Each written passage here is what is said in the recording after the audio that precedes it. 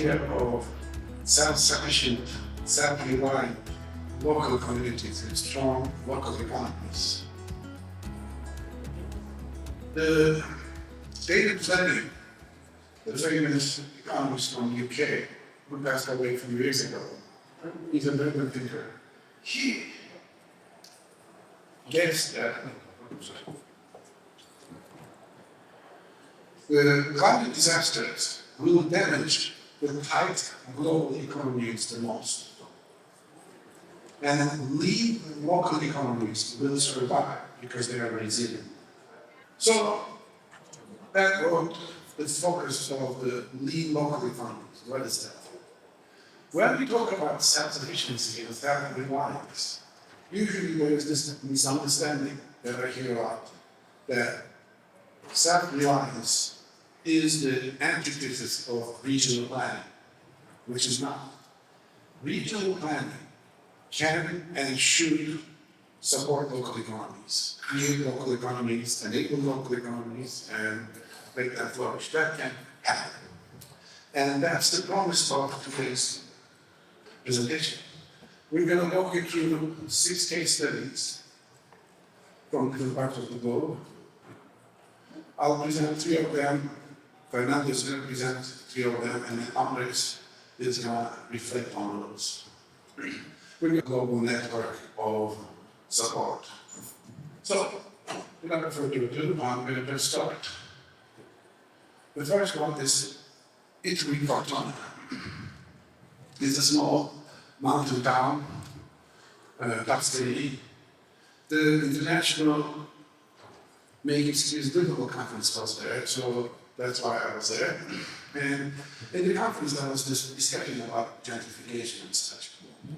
So I did a day on the own study. The main square, you see the plan over there. There are 26 businesses looking at that square. Well, mostly visitor oriented, but there's a market with fresh produce, there's a pharmacy, there's a bookstore with some stationery, there's a post office. My office is in Boulder, Colorado. And talking of gentrification, we don't have these 4 businesses in the downtown. They're all moved out. That's gentrification. This is not gentrification, this is violence. Most of these businesses are locally owned. That's very important. And they sell stuff that they make in place. Even the jewelry shop makes jewelry right there. With the exception of pharmacy, of course, people drugs come from somewhere else. And liquor store, well, they have Cortona brandy and Cortona limoncello. So, high level of local production is key. One other very important element is the size of these businesses. These were tiny businesses. I went into every one of them, calculated very briefly. Total of 26 businesses doesn't go over into 20,000 square feet. Let's say I missed some storages. Let's say 25,000. That's a small grocery store, small supermarket. It's not even a big house. A big supermarket, things come from outside, and the money goes outside. Here, local production keeps the money in the community. That creates local economy as well.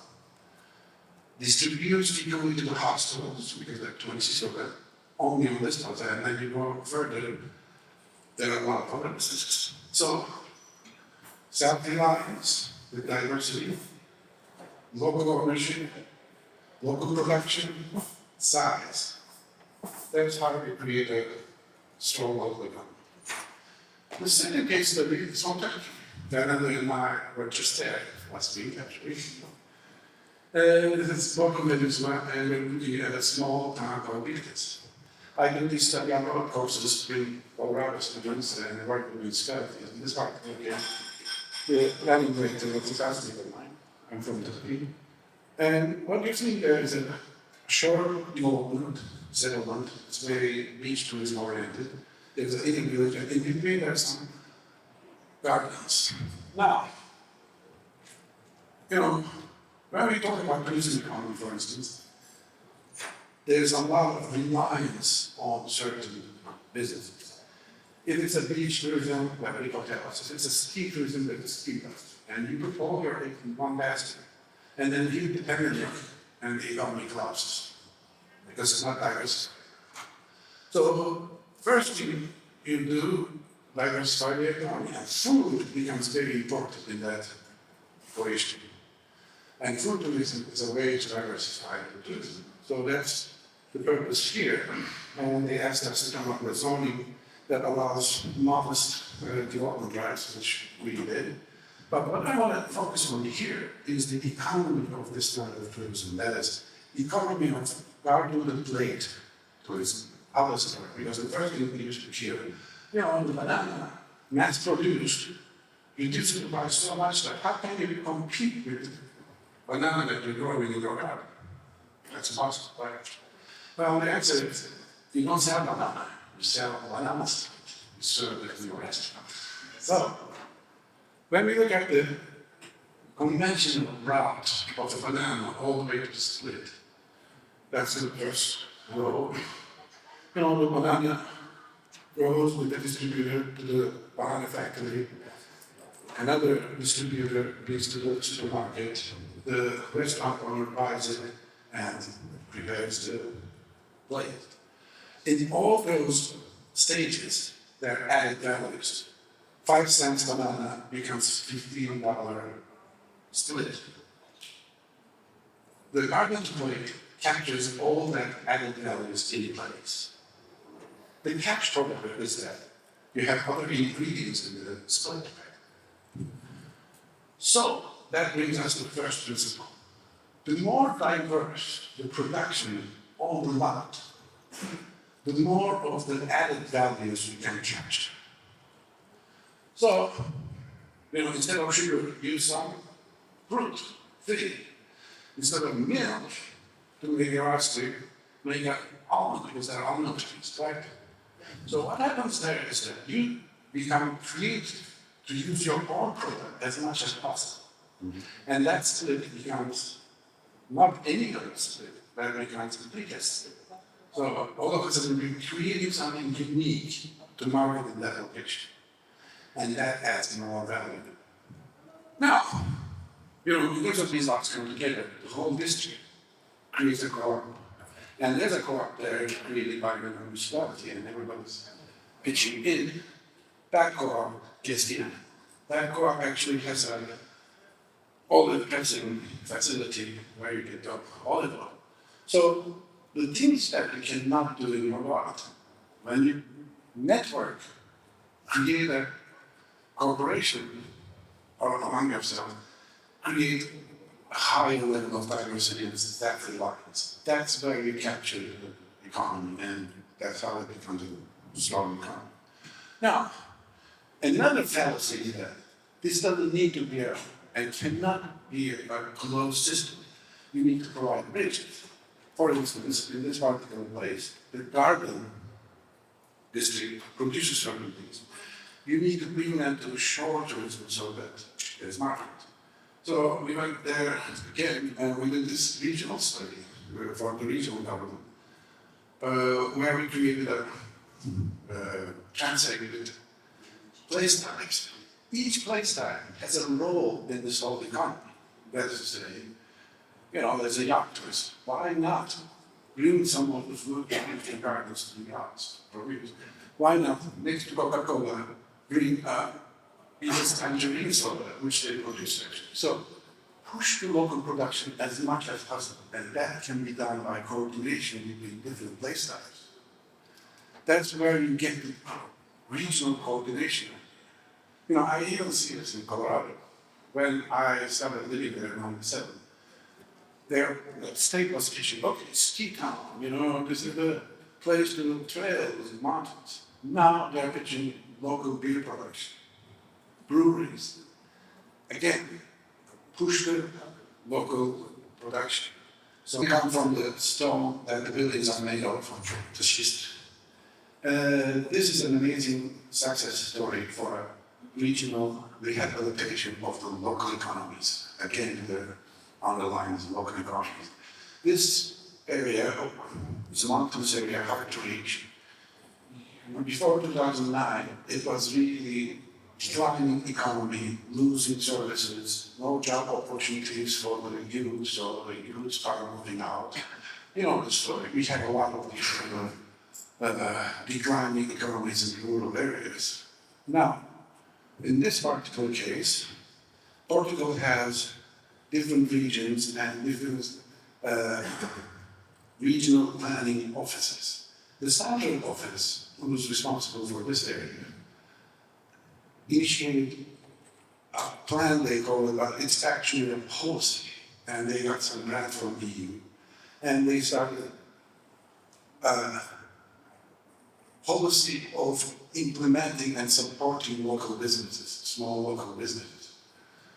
And once the word is out, all of a sudden it takes attention. If you're a small investor, what you're looking for is similar support businesses around you so that you're not alone, you're not risking yourself. If a big plan promises that to you, then you invest. And that's exactly what happened there. Increasing investment, make villages attractive for small businesses and housing, support essential services. That is also important. The plan promised that if you don't have a doctor, we'll bring a doctor to that village. If you're missing a post office, we'll support that. That's our overhead. So there is this coordination between that. And creation of the shift villages branding that was organization, both the locals and the regional supported. So this is the kind of map, organizational map of the whole project. There is a regional, there is a policy, there is a middle scale organization where all the villages are represented, and there are the village technical offices where the village plans are produced. And some villages didn't have that kind of office, so it was the plans objective to create those and support those. There are two overarching organizations.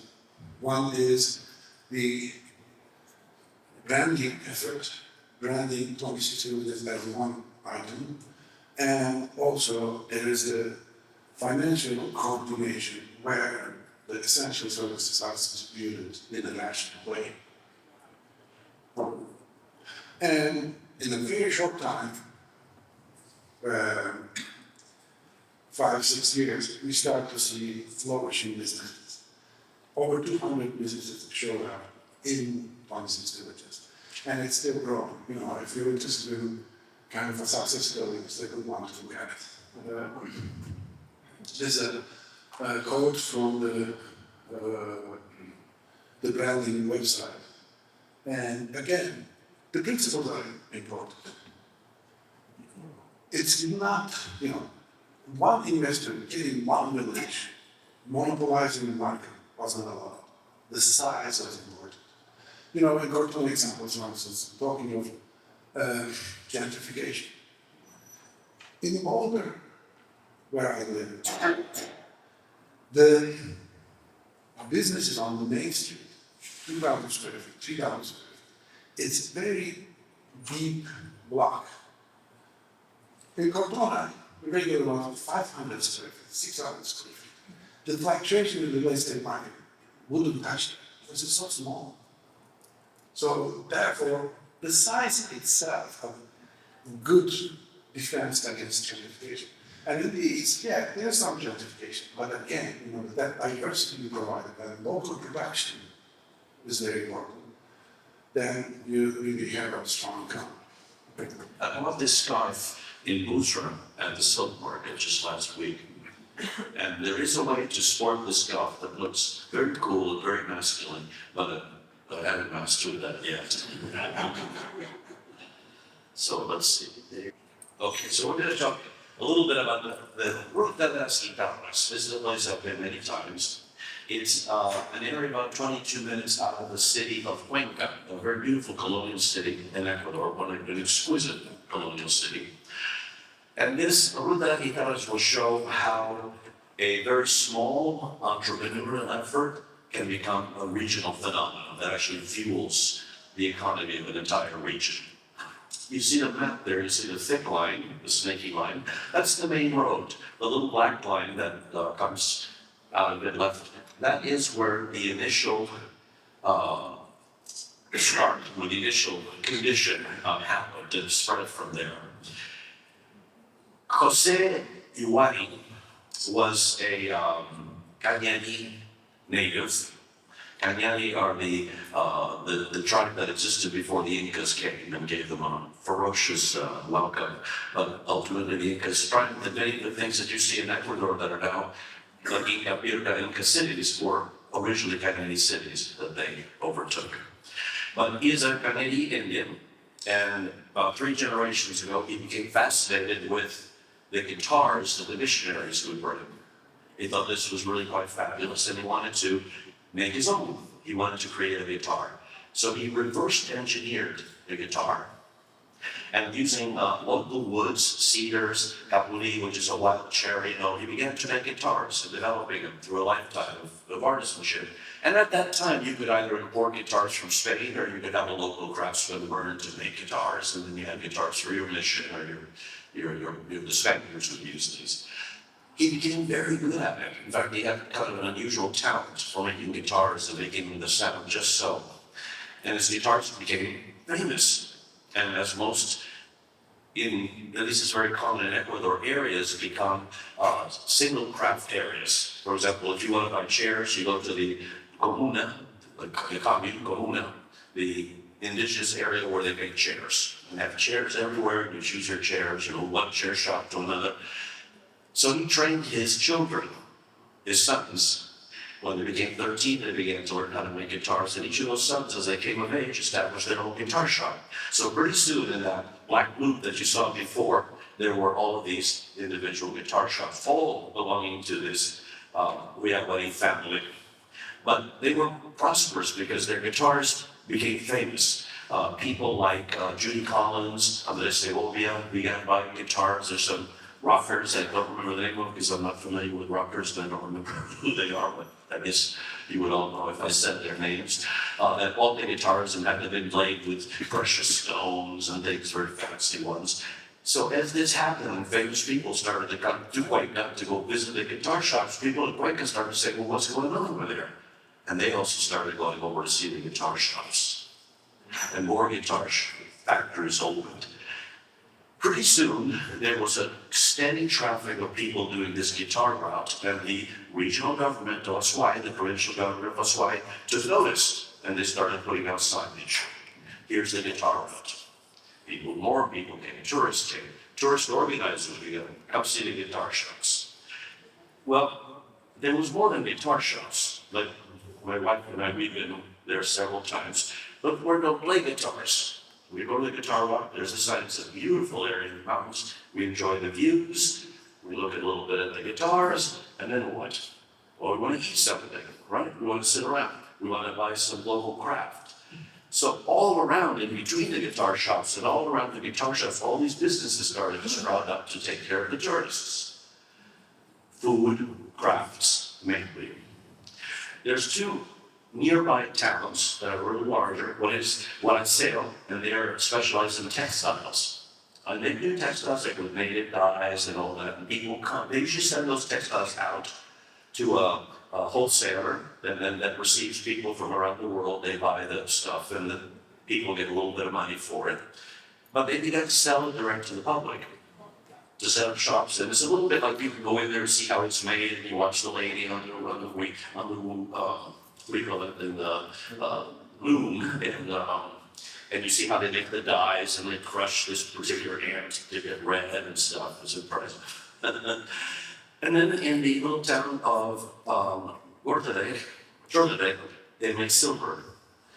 They make silver jewelry. There's some silver mining, but instead of just selling silver, which they used to do, they used to actually just take the rocks out and ship them to China, and then in China they would crush them and extract the silver and gold from them. They began to get their own silver and gold, and then create silver and gold jewelry. So now this whole town is full of silver and gold jewelry. So people begin coming more and more and more because there aren't just guitars. There's guitars, there's silver jewelry, there's food, there's textiles. And this whole region now took off. Constant, now and that empty road is no longer empty. You wouldn't film a car commercial on that empty road now because it's bumper to bumper people going to see the sights. So the federal government now took notice and begun the Guitar Festival. They have a guitar festival where they play a concert in Waco. They have a concert hall, but they also have gathering students playing guitars and stuff there in the little town.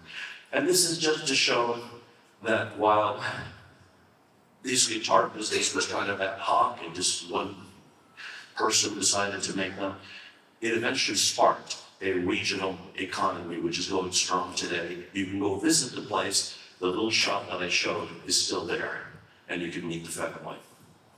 And this is a place where the sort of average wage is $18 to $20 a day. So, high number. Well, here in Austria, we're going to discuss a little bit how the two ends can strengthen the middle.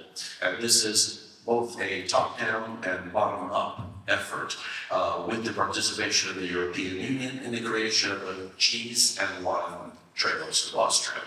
There are a couple of models for food production. One of them is, for example, the Chilean model of wine. You make wines, cheap ones, good quality, then ship it into Costco.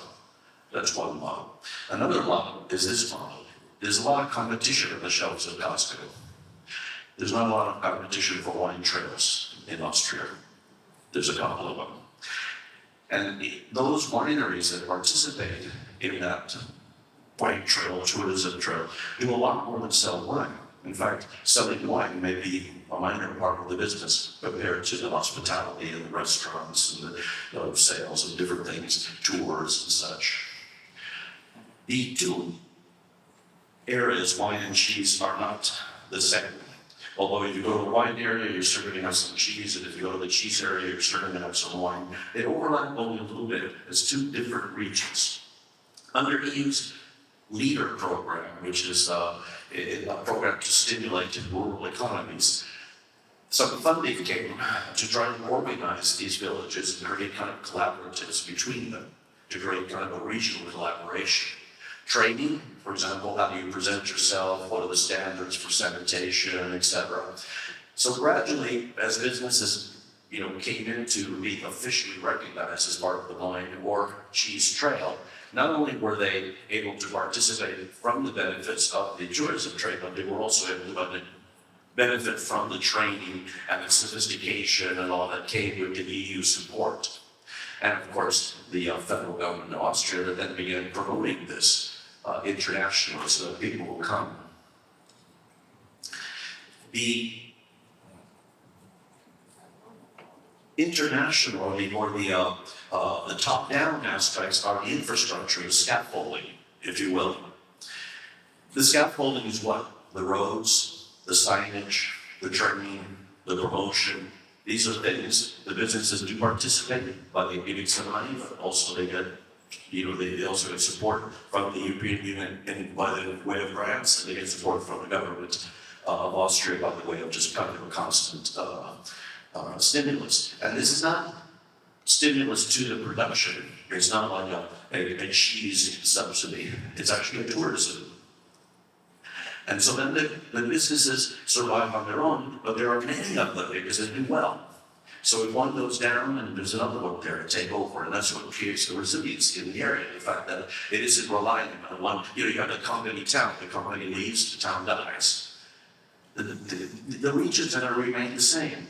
The Alpine cheese area, they remain the Alpine cheese area. The valleys for the wine are going to remain the valleys for the wine. The regional identification stays the same. It's not a company. This is not Gallo. This is Austria, much bigger. So that generates a constant flow of tourism. The areas don't overlap except at the very southern edge. They seem to overlap on the northern edge too, but instead really at the southern edge is where you start having some combination of the wine and the cheese. And many tourism outfits now will sponsor tours that will take you on the whole loop. You can see Everett's Events Loop, and you can go there on bikes, you can go there in little vans, or I guess you can drive that on your own as well. And this is sprouting up, 5-star Michelin level restaurants. I mean, an economic level, which is quite vital. So this is just showing how with institutional support, policy, and entrepreneurial effervescence from below, those two things that combine into creating a strong regional economy. And then there's many examples that we could do the same in the United States. As Korkut described, the beer tours in, and I live in Texas, and believe it or not, I discovered that there's like Texas wine tours. And the wine is no good, but the experience of the tour is nice.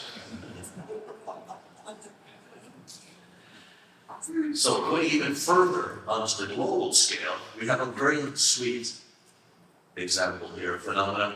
There's a place, in my notes for some of these natives, called La Porta di Pace. La Porta di Pace, I think my pronunciation is sort of okay. The Pace is just a park.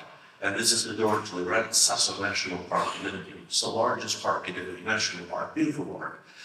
Biggest diversity. And in this park, the traditional business of this area was sheep herding, what they call transhumance. And transhumance is the transfer of sheep from the highlands to the lowlands. In the summer, they go to the highlands, and in the winter, they go to the lowlands. So this up and down motion was the business of this area. But sheep, especially on a small scale, is not a great business, especially now with, you can buy a wool installation. Guess what? These guys aren't supplying you with wool to insulate your house. It's a small scale operation.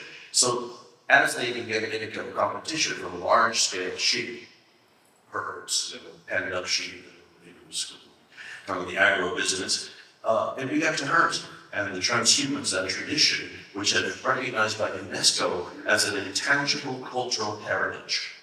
The romanticism of the sheep herder boy, riding the staff, all alone, tending to a sheep, fending off the wolf. Well, this tradition was done. A fellow by the name of Giovanni Enetti decided he was going to try to help the region by creating some crowdfunding. He would get some money from legal distributors and sheep herders to help them in their economy. And this worked, but it wasn't until one of the sheep shepherds themselves, Fernando de Onaran, in about 2010, got the idea, what about the internet? What about the internet? And they thought about it and saw something similar. You could adopt a child in some poor country. Why not adopt a sheep? Let's adopt a sheep. So he devised a program. That was some people that were good at social media and all that. They began to do this program where you can adopt a sheep. And if you adopt a sheep, you send them some money to adopt a sheep. They will then send you a picture of your sheep, a certificate of having adopted the sheep, an adoption certificate, and they will send you a pecorino, a sheep cheese. They will send you wool socks, different products from the sheep. You can come and visit your sheep, but if you come and visit your sheep, your first night stay is free. You got to pay for the other nights. But you can go there and work. You can go and work with a shepherd. You can have a day as a shepherd. That'd be kind of cool, huh? So this business now flourished, and the whole area is now flourishing thanks to the Adopt a Sheep program. And how many sheep adoptees do they have? Maybe 1,500. Doesn't sound like a lot. But everyone that does what I'm doing right now talks about this, provokes somebody in this audience to go visit this place. Next time the day is a sheep herder. Right? And so the area is now booming, thanks to the ingenuity of Giovanni Enetti in 2010. So this morning, as I was looking at my notes, I couldn't help it. I went online, and I think it was with all fees and exchanges and everything, was to spend $240 on the government sheep.